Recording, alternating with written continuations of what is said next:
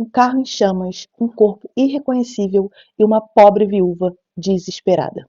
À primeira vista, parecia uma tragédia como tantas outras nas estradas americanas. Um pai de família morto em chamas. Mas, por trás das lágrimas, escondia-se uma história de amor obsessivo, mentiras e um dos planos mais bizarros já vistos no Texas. Hoje você vai conhecer o caso de Molly e Clay Daniels e a chocante revelação que só veio à tona no fim da investigação. Oiê, bem-vindos a mais um novo vídeo neste canal. Se você é novo por aqui, meu nome é Monique, aqui eu conto casos criminais reais de todo mundo de uma maneira leve e descontraída. Então, se você gosta desse tipo de conteúdo, já se inscreve no canal, já ativa o sininho e manda, compartilha para quem você acha que também gosta desse tipo de conteúdo. Para quem não? Para as pessoas que você sabe que gostam desse tipo de conteúdo. E hoje, vocês vão se surpreender, que hoje é um caso daqueles assim bizarros, com uma reviravolta daquelas que vocês gostam de ver. Então fica até o final que esse caso vai te surpreender. Acredito que até o final, até o meio ali da história, você não vai imaginar no que vai acontecer. É um plot twist daqueles que a gente gosta. Então, sem mais delongas, let's go, que eu vou te contar essa história. Antes de todo esse pesadelo, Molly era apenas uma jovem comum em uma pequena cidade do Texas. Criada em uma família de classe média, era descrita como uma garota simpática, divertida e sonhadora. Mas também tinha um traço marcante. Era impulsiva e sempre buscava algo maior do que a vida simples que levava. Desde cedo, se entregava intensamente aos relacionamentos. Era do tipo que amava rápido demais e que acreditava que o amor era capaz de superar qualquer coisa. Foi justamente esse traço que mudaria sua vida para sempre quando ela conheceu Clay Daniels. Em 2004, tinha 20 anos, era uma jovem mãe de 2 filhos. Tinha cabelos castanhos, sobrancelhas finas e usava óculos. Ela trabalhava de recepcionista numa empresa de reformas residenciais. Era descrita na empresa como muito gentil com todos os colegas ao seu redor e também conhecida como uma mãe muito boa e atenciosa com seus filhos. Era casada com Clayton Daniels, que era conhecido como Clay. Clay era um jovem de 22 anos, carismático, de cabelo loiro escuro, sempre mantinha o cabelo bem curtinho, costumava ter cavanhaque e barba rala. Quando eles se conheceram, foi em um bar, ainda na adolescência. Assim que se viram, se escolheram para sempre, assim. Foi amor à primeira vista. Tiveram 2 filhos, um de 4 anos, o Caleb, que esse filho não era dele, né? Na verdade, esse filho só era da Molly. E a Molly com o Clay, ela teve uma filha chamada Harley. Na época dos fatos, ela tinha 1 ano. Mas Clay tratava as 2 crianças como se fossem suas, sabe? Era um pai presente, ativo, criativo, levava na escola, buscava. Ele sempre estava ali tratando as crianças como se fossem as duas, os dois, né? Seus filhos de verdade. Ele não tinha diferença entre a Harley e o Caleb. Tanto que o Caleb chamava ele de pai. Então, para contexto de situação, eles eram uma família muito amorosa. Uma das atividades favoritas do casal ali era andar de motocicleta. Motocicletas era basicamente a vida do Clay. Ele amava. E toda vez que ele tinha um tempo livre, ele estava numa motocicleta. E ele não só andava assim de hobby como uma pessoa comum, sabe? Ele tinha todos os acessórios, tinha roupa de motociclista, tinha capacete, aqueles bem chamativos, sabe? De motociclistas profissionais, jaqueta de couro, aquelas correntes de prata. Aliás, não sei se perceberam, mas ele colocou o nome da filha de Harley, né? Em homenagem a Harley Davidson. Então, daí vocês já podem imaginar como isso era muito importante para o Clay. Ele, inclusive, trabalhava de mecânico de automóveis em 2004, mas no momento aqui ele estava desempregado. Enfim, ele estava desempregado e só quem trabalhava era a Molly. A Molly, ela trabalhava para manter a situação do casal ali dentro de casa, enquanto ele cuidava das crianças. Era esse o acordo no momento entre os dois. Agora um pouco da parte ruim, né? Mas nem todo mundo aceitava esse casamento. A própria mãe da Molly achava que ela poderia ter conhecido alguém melhor, mas até então ela não intervia mais no relacionamento deles, até porque ele já tinha uma filha, né? E ela não tinha nada mais o que fazer. Mas não só sua mãe pensava isso. Seus colegas de trabalho também pensavam da mesma forma, que ela merecia alguém melhor. E sua irmã também não gostava dele. Até porque ele tinha um histórico problemático. Ele já tinha se envolvido com polícia mais de uma vez, tinha histórico de fúria no volante. Alguém faz uma barbeiragem assim na sua frente, ele já não aceitava esse tipo de situação, ele já queria partir para a briga, já queria partir para os xingamentos, queria sempre dar o troco, sempre ser o melhor. E às vezes era uma besteira, sabe? Ele se irritava assim à toa e saía do carro e já procurava confusão ali. Mas isso não era só quando ele estava dirigindo, mesmo quando ele estava somente conversando, ele sempre arrumava um jeito de discutir com as pessoas e arrumar uma briga. Enfim, teve uma vez que um colega de trabalho da Molly se ofereceu para cuidar das crianças enquanto eles assim saíam para um jantar romântico. E quando o Clay voltou desse jantar com a Molly, ele ficou enfurecido porque o vizinho do andar de cima estava fazendo muito barulho, somente por isso. E isso acarretou dele ir até lá, arrumar uma confusão com os vizinhos, gritar, brigar, chamar pra porrada, tudo isso mais um pouco. Só não foi mais pra frente porque os vizinhos decidiram não entrar nessa confusão. Então estava claro que o Clay tinha um temperamento muito forte e a cabeça muito quente, né? Não é muito difícil entender por que as pessoas não achavam que Clay era um bom partido para Molly. Enfim, amigos, parentes, todos chegaram a alertá-la, mas não adiantou muito não. Para Molly, Clay era o amor da sua vida. Parecia que ela nunca mais ia encontrar alguém melhor para ela. Então ela estava realmente muito apaixonada por ele. E ela estava disposta a fazer tudo por ele. Era aquele tipo de romance intenso. Mas, como muitas histórias que começam com contos de fadas, a realidade não demorou muito para se impor. Clay Daniels carregava mais do que apenas problemas financeiros ou familiares. Tinha uma ficha criminal, era principalmente acusações de roubo e pequenos delitos. Mas ele tinha também um problema muito sério. Veja bem, ele tinha uma condenação grave. Havia sido acusado de agressão sexual à sua prima de apenas 7 anos. Essa agressão foi antes de Molly conhecê-lo. Estava em liberdade condicional e temia voltar para a prisão.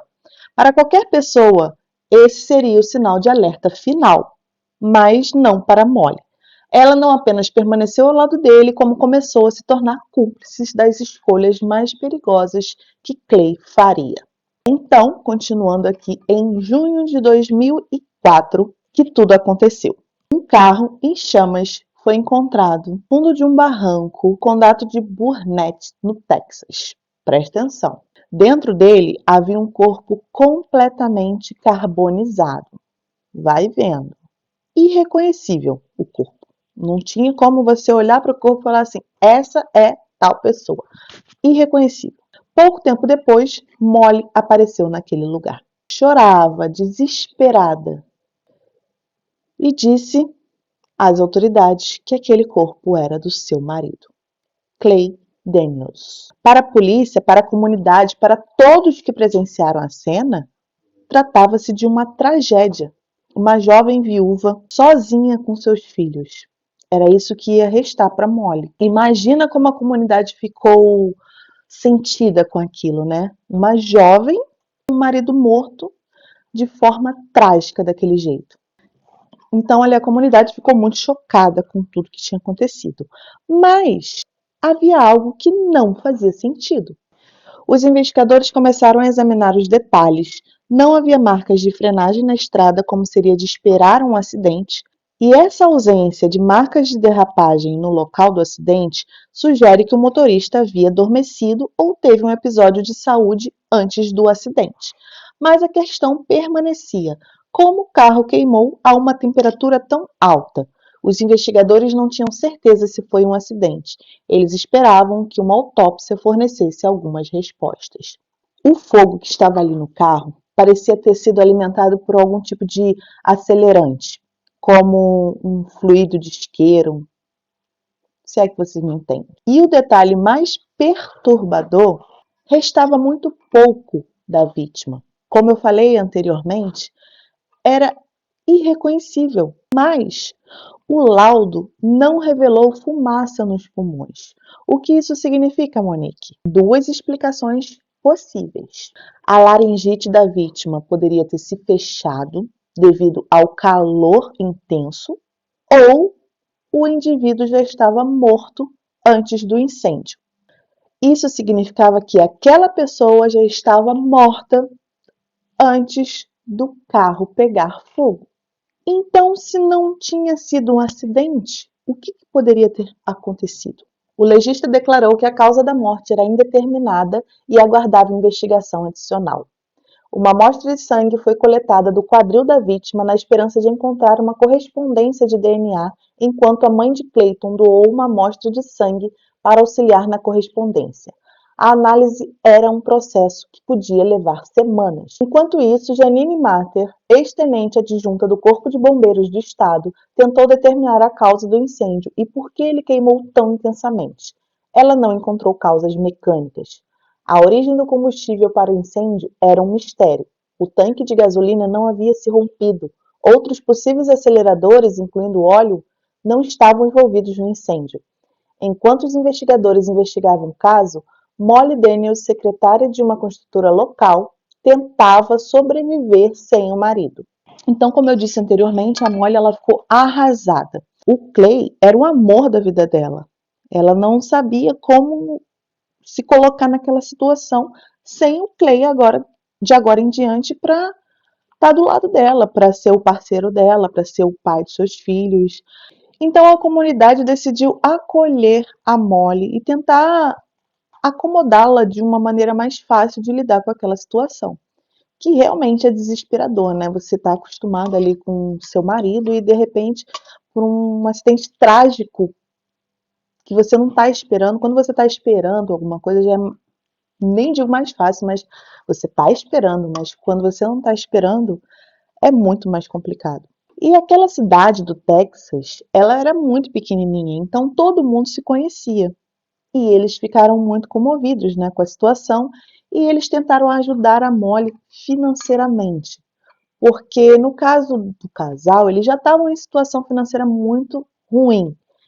E depois que o Clay faleceu, como é que a Molly ia conseguir sobreviver ali trabalhando sozinha e quem ia cuidar das crianças? Na verdade, esse dinheiro que a comunidade ofereceu era para Molly pagar a creche, já que não tinha mais o Clay para cuidar das crianças. Mas uma reviravolta aconteceu em 22 de junho, quando amostras que foram retiradas do carro para análise no Laboratório Estadual de Incêndios Criminosos em Austin retornaram. E a amostra do lado do motorista apresentou resultado positivo para fluido de isqueiro. Vai vendo. Nesse ponto, os investigadores sabiam que não foi um acidente. O que eles imaginavam é que alguém ateou fogo intencionalmente. Então, os investigadores foram analisar o histórico de Clay e descobriram que Clay havia se declarado culpado de agressão 10 dias antes do acidente e foi condenado à liberdade condicional. E Clayton, ele deveria ainda se apresentar na delegacia 6 dias após o que aconteceu com ele. Ele tinha um agendamento na prisão. Com essas informações em mão, os policiais voltaram até a casa de Molly para ver se conseguiam mais informações, né? Os policiais foram com o intuito de conversar com a Molly, mas ela não estava naqueles dias muito bom, não. Ela até então tinha cooperado com a polícia o tempo inteiro, mas naquele exato dia que os policiais foram, ela estava de mau humor. Ela, já de saco cheio de todo aquele interrogatório, disse que Clayton temia que sua condenação por agressão pudesse afastá-lo dos próprios filhos. Portanto, ela estava meio que insinuando que talvez Clay tivesse cometido suicídio. Mas a reação de Molly a mais questionamentos levantou suspeitas. Parecia que ela não entendia por que a polícia não deixava isso para lá. Enquanto os detetives reconheciam a indiferença de Molly, descobriram que Clayton tinha uma apólice de seguro de vida avaliada em mais de $100.000. Molly insistiu para receber o pagamento, mas nenhum cheque seria emitido até que o DNA confirmasse que a vítima do acidente era Clayton. Então, uma testemunha se apresentou e disse às autoridades que Molly começou a namorar um homem chamado Jack 3 semanas após a morte de Clayton. Como sempre nas histórias de true crime, a apólice de seguro, né? Então, ela chegou a apresentar esse novo namorado até mesmo para os filhos dela. Inclusive, esse novo namorado dela já passava as noites na casa dela, com os filhos, como se já morasse ali por completo. E aí vem aquela pergunta: será que Molly e esse tal de Jack teriam planejado matar Clayton? Essa era a pergunta dos investigadores nesse momento. E antes que os investigadores pudessem se aprofundar nessa questão, o relatório do DNA do laboratório criminal trouxe uma bomba. Sim, senhores, uma bomba. A perícia de DNA trouxe essa revelação chocante. Presta atenção. O corpo queimado não era de Clay Daniels. Sim, tratava-se na verdade de uma mulher idosa. Mas quem é essa mulher, Monique? Do nada, um corpo que não era do cara? E onde estava o corpo do Clay? Por que Molly havia garantido em meio a lágrimas que aquele corpo era do marido dela? São tantas perguntas, né? Também fiquei me questionando muito sobre essas coisas quando eu me aprofundei nessa história. E então, aos poucos, a versão da tragédia começou a se desfazer diante da investigação. Os investigadores analisaram minuciosamente os relatos de pessoas desaparecidas, mas os esforços foram em vão. E então, sem pistas concretas, decidiram fazer plantão na casa de Molly para ver se conseguiam alguma pista do que aconteceu. Até então, os investigadores não tinham muitas provas, e eles precisavam de mais provas para poder incriminar a Molly. E enquanto eles estavam ali vigiando a Molly para ver se ela dava algum furo ali, sabe? Sei lá, alguma pista que ajudassem a polícia, eles analisaram que aquela mulher sempre seguia a mesma rotina todo dia. Casa para o trabalho, do trabalho para casa, ou do trabalho para pegar os filhos na creche e ir para casa. Quando ela saía um pouco assim da rotina, era para sair do trabalho, ir no mercado, comprar alguma coisa, depois pegar os filhos na creche, voltar para casa. Não mudava a rotina da Molly. Mas teve um dia que essa rotina mudou, senhores. Sim. E bruscamente, viu? Mas mesmo sendo drástico, é algo normal, né? Seria algo normal para uma pessoa normal. E essa mudança foi que ela foi encontrar com o novo namorado dela. Ela saiu para almoçar num restaurante mexicano chamado Taco Bell. Não sei se tem aí na sua cidade, aqui tem muitos Taco Bell. É um restaurante mexicano. E os policiais viram ali uma oportunidade de descobrir alguma coisa diferente, porque não era possível que ela não ia escorregar um pouquinho. E eles resolveram entrar também no restaurante. Avistaram Molly ali sentada, né, com um novo namorado, e eles foram para a fila para disfarçar, né? Aliás, eles eram policiais disfarçados já, mas eles queriam comer também alguma coisa, foram para a fila. E da fila, um olhou lá onde estava a Molly sentada com o namorado, olhou pro cara e levou um susto, um baita susto. Ele meio que conhecia aquele cara de algum lugar. Aí ele olhou pro outro policial, o policial fez sinal assim para ele olhar, né? Ele olhou também, o policial olhou para ele. Aquele susto também no outro policial. Como assim? A gente conhece aquela pessoa. E eles não hesitaram, eles foram diretamente até a mesa onde a Molly estava com esse namorado. E quanto mais esses policiais se aproximavam, mais eles ficavam assustados com o que estavam vendo. Quando o policial chegou até a mesa de Molly e do Jack, o novo namorado dela, ele pediu sua identificação. E o cara pegou a identidade e mostrou para o policial. E o nome na identidade era exatamente Jacob Alexander Drake. Drake, eu acho que era esse nome. Não convencidos e sabendo exatamente quem era aquele cara, eles foram levados para a delegacia. E ali a farsa estava acabando. Jake, na verdade, era Clayton. Pasme, ele havia tingido o cabelo e a barba. Somente isso, é disfarçar pra caramba, né? Nossa Senhora. A farsa acabou, mas os detetives ainda precisavam saber quem foi queimado naquele carro. Os investigadores flagraram um detento na cela ao lado da de Clayton. Ele disse que Clayton alegou ter desenterrado um cadáver para simular sua morte. Confrontada pelas autoridades, Molly cedeu e confirmou o que o informante da prisão disse, levando-os ao túmulo vazio de Charlotte Davis, de 81 anos. Ela havia morrido 6 meses antes do acidente encenado. As peças do quebra-cabeça se encaixaram sobre o motivo pelo qual o corpo da vítima do acidente foi consumido pelo fogo. O corpo dessa senhora foi embalsamado. O fluido de embalsamento é altamente inflamável. Clayton Daniels confessou ter desenterrado o corpo de Charlotte, vestindo-a com suas roupas, iniciando um incêndio e fingindo sua própria morte.